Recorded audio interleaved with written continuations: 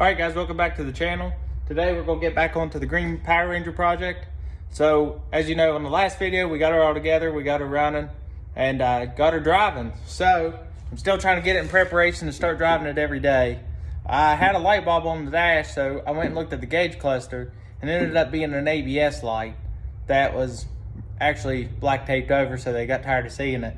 Common issue with these is the ABS wheel speed sensor that's in the differential. So I got one of those to change out to see if that's it, because I've already checked the brake fluid and it's fine, it's at the right level. So I am going to go ahead and replace that first, and then we're going to jump on to putting the Hyundai wheels onto this with the wheel spacers, the adapters I should say. And then we're going to move on, and as it starts to warm up I can hear a little bit of a mist to it. So I got some new plugs, some new plug wires, spark plugs, and ignition coils just to go through the whole system, because this truck is quite old. And all that's actually original. Then I got a fresh oil change for it, Pure Later Pure 1 filter, and a high mileage Valvoline 1030. So I like using the high mileage on my older vehicles like this that are still past the 80s, but kind of in that transition period of tighter tolerances. It has some detergents and things in it that are good for higher mileage vehicles. So if you're looking for the wheel speed sensor, it's going to be right here on top of the differential. I know it's dark. Hang on one second. All right, there we go. So here's your wheel speed sensor. It's only held in place with this one bolt. I'll let you know the socket size once I get it out. But I'm going to go ahead and clean up around it with a wire brush a little bit. Take the plug off, clean up around it so there's no debris get down inside. And then we'll get this thing off. All right guys, so it takes a 13 millimeter to get it out. So here's the old one. As you can see, it's got a little magnet that it reads off of. So I'm sure that that one's probably original. And then here's the new one. So a little bit different design. See, it went from a metal to a plastic, but we'll see how she works. So we'll get that thrown back in there and throw some dielectric grease in it, plug it in, and let it rock. See if we get rid of that light. All right guys, so I took this wheel off to put the dust cap on that I bought that this one was missing, and I broke a lug. So I'm running these spacers, and I really don't want to run it without all the bolts in. I know it'd probably be fine, but I just don't do things like that.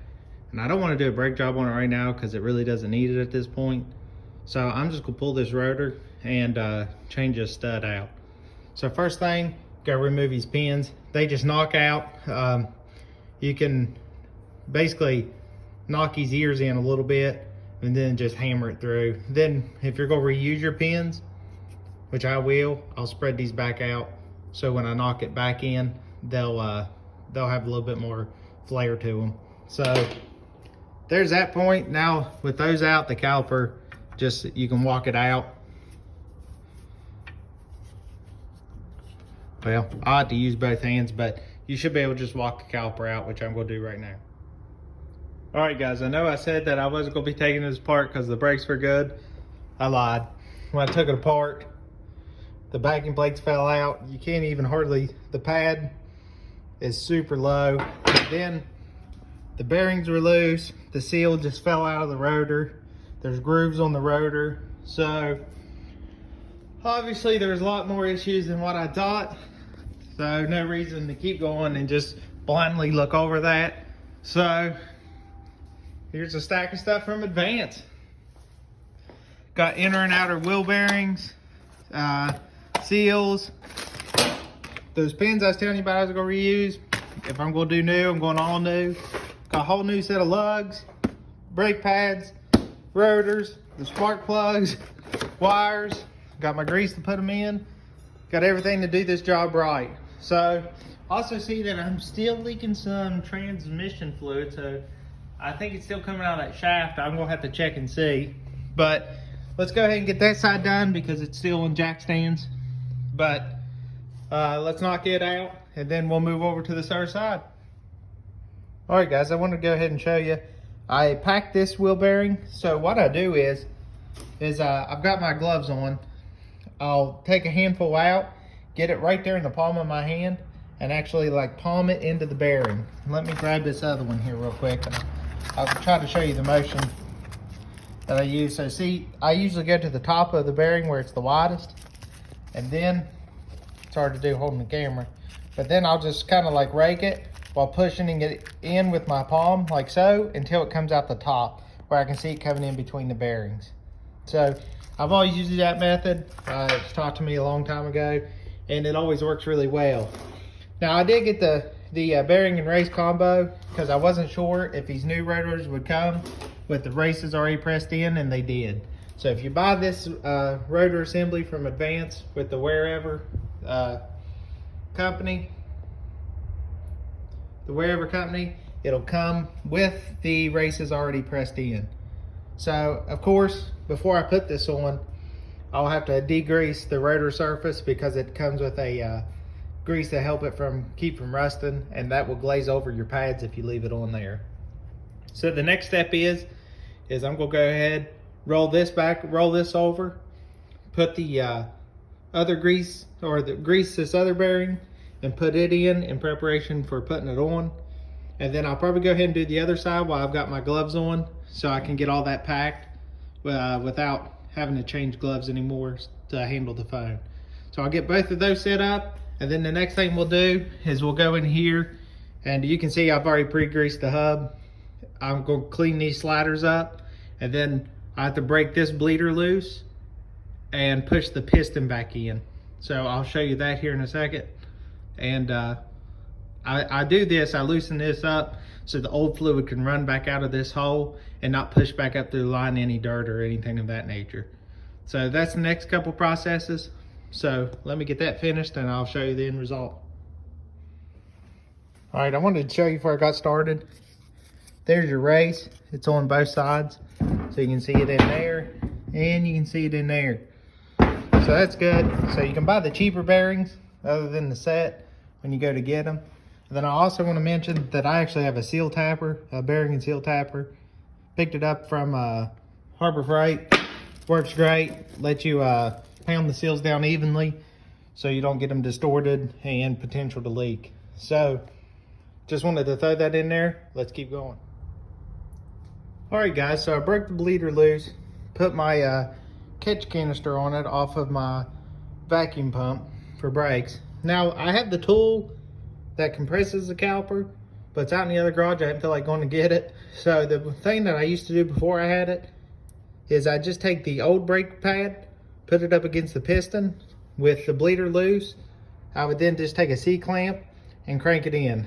I got this hand one, usually it doesn't take a lot of pressure, but you just crank it in, run it all the way to where the piston's flat, and then you'll be good to go. Close the bleeder screw and take your clamp off. So now that that's done, I've cleaned up these. I'm going to just wipe them out here, get some of the dirt off of them, and then we'll go ahead and put our new pads on with our new sliders. And I went over there and got some brake lubricant, put on the backs of the pads where the pistons will hit and the sliders, just try to keep down some rattle. But let's go ahead and get this side on. I'll show you the finished product. All right guys, I got this on. So what you want to do is you want to run this down, and it's 35 foot-pounds of torque on this nut, but every time you torque it and as you tighten it down, you want to spin it. So what that does is levels the grease out in the bearings as you spin, so you get a good proper seat. So like I said, once you get to torque, just rotate it, torque, rotate, torque, rotate, torque. I usually just do the one click, and that gets it all dispersed. All right guys, so one thing that I forgot to tell you here that I did off camera is that I then took that nut, backed it off to where it was loose again, and then retorqued to 25 inch-pounds while rotating it around. So that's a key point. I did not leave it at 35 foot-pounds.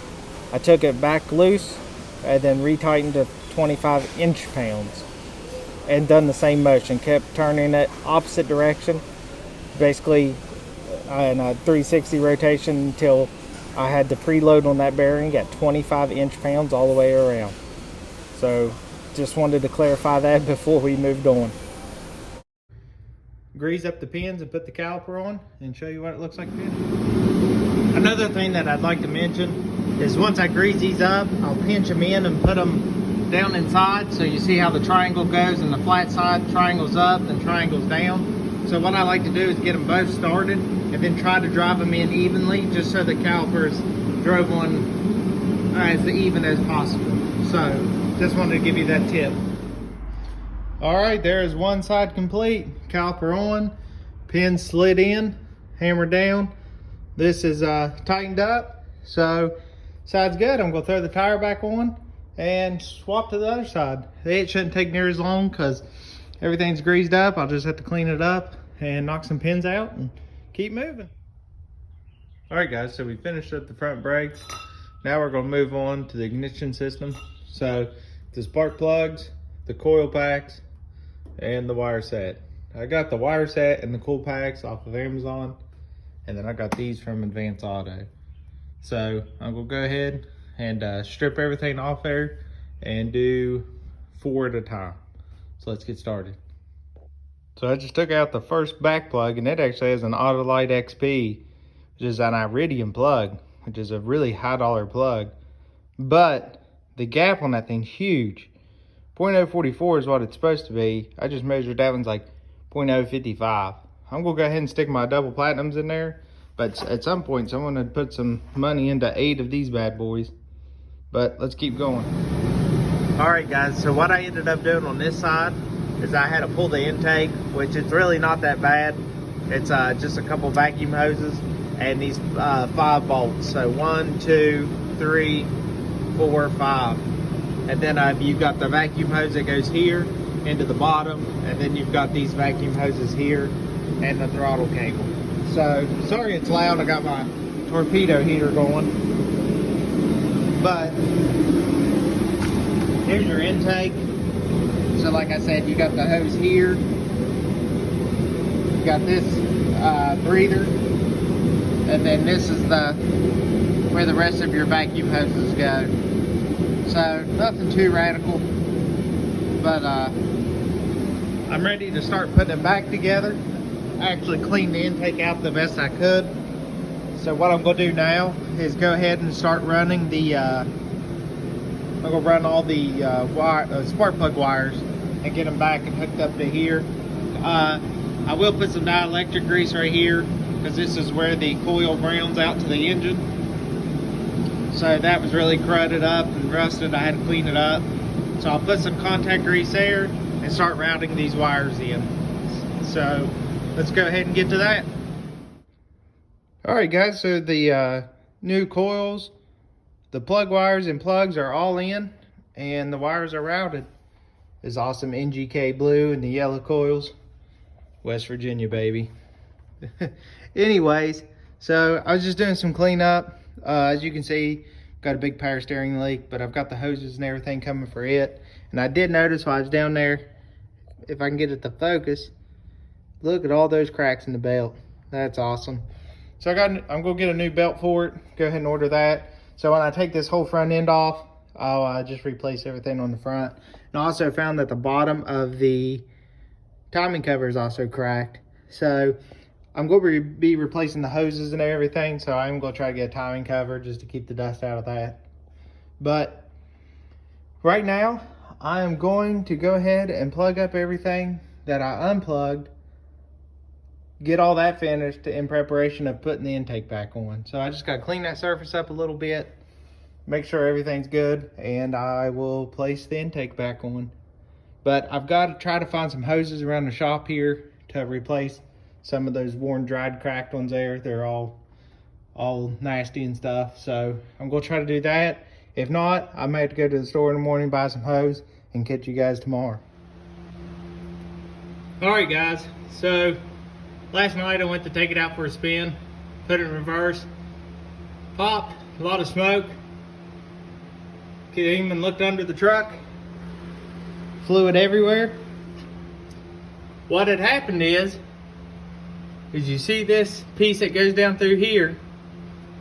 Well, when the guy rebuilt the transmission, he didn't put the O-ring clip that holds this piece up. So what had happened is this piece actually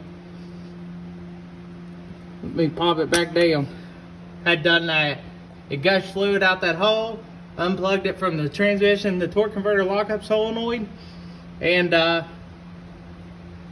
don't know what other damage it's done. So the fluid did smell a little burnt. Oh man, so I'm hoping I ordered a new one of these. I'm going to have to redo the plug on the top because I can't find one. And then hope to God it didn't burn this freshly rebuilt transmission up. I hope not. I shut it off immediately, but it's really hard to tell. Alright guys, so it has been a couple days and my new parts had come in. So I went ahead and got the filter. That is the exact one that came out of for the 2-wheel drive off of Amazon. It's 11 bucks. And then there's the new piece. So you can see I did put a little bit of black RTV around the seal. And then as it goes up, let me get some light here.